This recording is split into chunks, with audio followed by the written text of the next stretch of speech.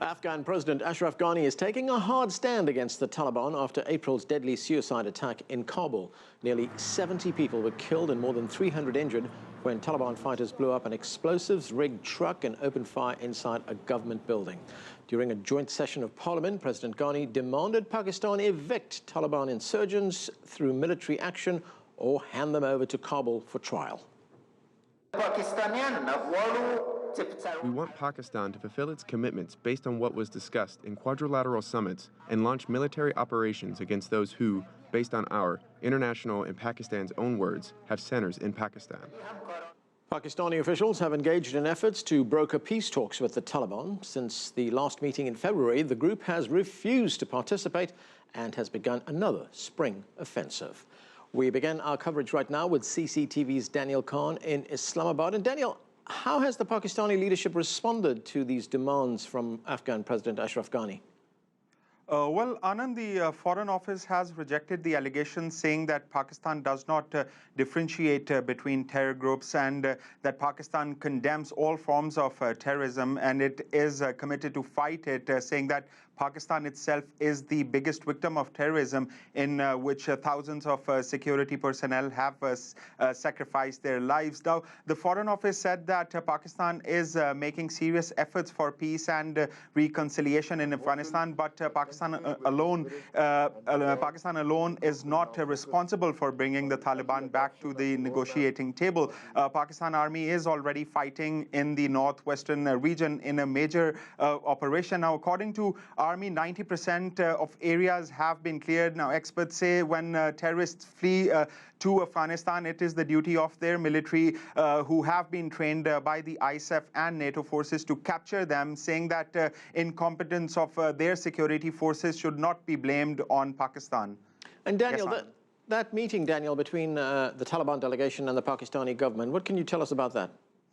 Well, the Pakistan Foreign Office has denied this meeting at an official level, but reportedly a three-member delegation of the Afghan Taliban was in Pakistan to negotiate the release of prisoners, issues regarding Afghan refugees, and some problems about frontier areas. Now, experts say that at a time when Pakistan is trying to bring the Taliban on the negotiating table, Afghan president's remarks have closed the chapter of Pakistan's role in the reconciliation with the Taliban, and some officials say that since President Ghani no longer wants to seek Pakistan's role in the reconciliation process with the Taliban, Pakistan should also respect Kabul's decision and avoid any kind of an intervention. But experts say that Ghani's policy of confrontation with Pakistan will not be beneficial for both the countries and for the region.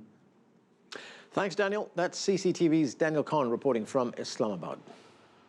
Joining us now in our Washington, D.C. studio is Omar Samad. He's a South Central Asia analyst and former Afghan ambassador to France and Canada. Also with us is Hassan Abbas. He's a senior advisor and fellow at the US-based Asia Society and the author of The Taliban Revival. And we're also joined by Michael Kugelman. He's a senior associate for South and Southeast Asia at the Woodrow Wilson Center for International Scholars here in Washington. Gentlemen, thanks to all of you for joining me. Ambassador Samad, let me start with you. President Ghani is angry. He's angry with the Pakistanis for hosting that meeting between the Taliban and the Pakistani government. How serious is this rupture in the relationship between Pakistan and Afghanistan? It's serious, not the first. We've seen over the years, President Ghani has invested a lot of political stock in trying to open the doors to negotiations through Pakistan, hoping that Pakistan and, of course, its military, which plays an important role in fighting terrorism or allowing sanctuaries on Pakistani soil, to play a more positive and constructive role over the past year and a half. And what President Ghani is expressing now is sentiments across Afghanistan. The Afghan people who have paid so heavily are very tired and very dismayed by the continued violence that they are facing and experiencing almost on a daily basis across different provinces of Afghanistan. And the president obviously has no choice but to backtrack from his forward policy towards Pakistan and bring some calibration and recalibrate this policy not only to satisfy the Afghan population's wishes for a more robust position towards Pakistan, but also to reevaluate the peace overtures that he has made. Hassan, what is the Pakistani view on this? Do the Pakistanis believe that there is a negotiated way out of this? And can they really negotiate while at the same time tolerate the kinds of attacks that we were talking about there that we saw in Kabul? The real challenge here is that for Pakistan, this is not only a Pakistan-Afghanistan issue or the Pakistani Taliban and Afghan Taliban issue. For the Pakistani establishment, if I may call that, which means the Pakistani military and intelligence, it's a triangle. Triangle has three corners with Pakistan, Afghanistan, and India. So the Pakistani expectation has been that we will bring, or we will try our level best to bring Taliban on the negotiating table, provided Afghanistan cuts its ties with India or what they perceive to be the Indian influence. And that has been such a central theme that it has colored Pakistan's view. And Pakistan has unfortunately not learned that by not going against Afghan Taliban with their full force, it is hitting them back, because the Afghan Taliban have links with Al-Qaeda, Haqqani group, which is operating in Pakistan and Afghanistan, but Haqqani group has now taken over almost the command of the Afghan Taliban. We have heard from various studies, various news reports, the Afghan Taliban now have appointed Siraj Haqqani as their deputy. He's almost the #2 man. So Pakistan has paid a heavy price for this selective policy. They have done very well, I must say, against Pakistani Taliban. They have cleared the Waziristan area, but Afghan Taliban are not on their main hit list. And that the reason is that vision of a triangle. Right. Let me ask you this very quickly, Hassan. You're saying that there's some linkage here between how the Pakistanis deal with the Afghan Taliban and the relationship between Afghanistan and India. I mean, are they relevant to each other? Relevant to this extent that Pakistan thinks that Afghanistan is in their backyard. There's no direct border between Afghanistan and India. And the Indian influence in Afghanistan, that Pakistan feels threatened. Pakistan feels insecure, like in some ways, if there's a comparison, like Israel. They feel that India is trying to encircle them. And they feel that India, by getting close to Afghanistan, is ultimately going to allow the Pakistani dissidents, the Baloch, the others, to find space in Afghanistan, and there's a history to it. I think they overread the challenge. They have been mistaken lately, but that's what provides them this lens. Right. Michael, here we have this delegation from Qatar, from Doha, Taliban delegation, go to Pakistan, hold these talks. The Pakistanis made it clear that this was from the political office of the Taliban, as they put it. Do you believe that the Taliban is acting in good faith here? No, not necessarily. I wouldn't put much stock into it at all. The Taliban has never indicated a serious desire to want to negotiate with peace. And why should they want to? They're doing so well on the battlefield. They're scoring some major tactical victories. So why quit when you're ahead? I think that's probably the thinking of the Taliban. So what we've seen in terms of these reports of meetings over the last few days, I wouldn't put much stock in it. These meetings always happen. And I think we need to look at the broad picture, and that's that the Taliban is on the offensive. Why would it have an incentive to come talk about peace, of all things, when it's doing so well on the battlefield, doing anything but promote peace? I think that's the bottom line. Right, Ambassador, as Michael points out, the Taliban is on the offensive right now. We had the temporary fall of Kunduz province a short while ago. Media reports tell us that they are in control of significant parts in the south, in Helmand province. What is the security situation right now? I would describe it as much more fluid than that. It is not, yes, for a while we saw Taliban showing some vigor and strength, and that was because for the past 3 to 4 years, they have been able to reestablish themselves, move people around, move equipment around, be pushed from Pakistan's tribal area into Afghanistan. Those elements are also somewhat allied with the Afghan Taliban. There's a nexus that is at work across Afghanistan between different outfits that are, some are Afghan, some are not Afghan at all, or Pakistani, Arab, and an amalgam of others.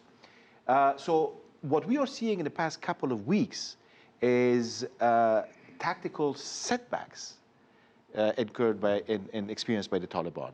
We are seeing major attempts by the Afghan forces and a new, I think probably Ashraf Ghani's speech has somewhat reinvigorated the spirit, of the fighting spirit of the Afghan National Security Forces, what I'm seeing is some very heavy casualties on the Taliban side. Now, I want to say one word about what Professor Abbas said.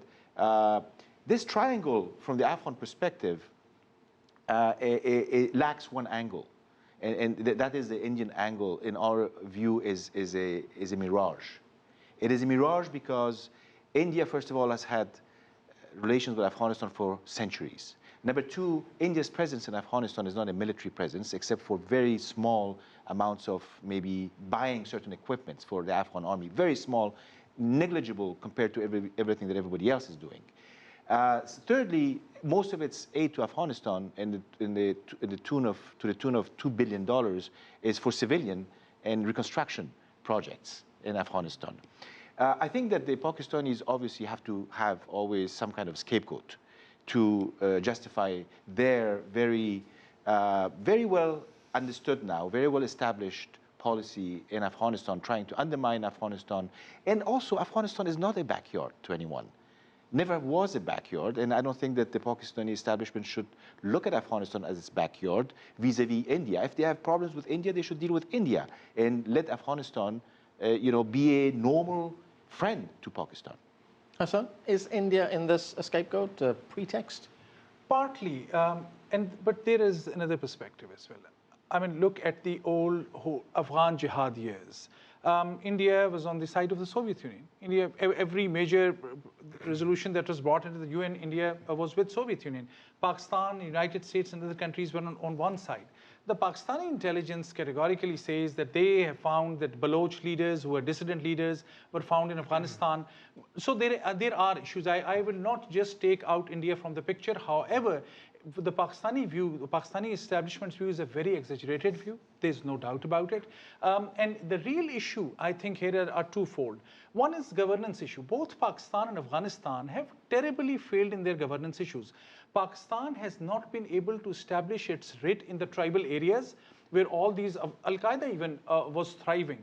They were 10 years now, billions of dollars poured in. Why the frontier area, that region, Pakistan has not changed the old laws and established the writ of the state? And in Afghanistan, the billions of dollars that the West, we from United States have invested as well.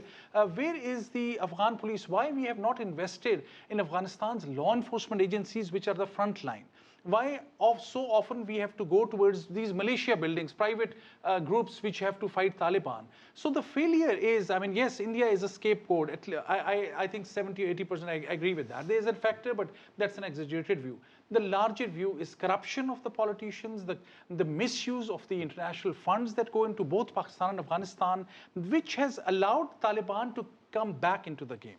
Okay, very quickly again, are you saying that because Pakistan doesn't have control over these tribal areas where the Taliban have their sanctuaries, that they really don't have control over what the Taliban does? No, I think they don't have the control over the tribal areas, and their control with Haqqani group, for example. Yeah. What we know from various research studies is, and this is the American official reports, which say that the Haqqani group is responsible for about 15 to 20% of all terrorist activity there. Right. So let's say Pakistan has full control. Yeah.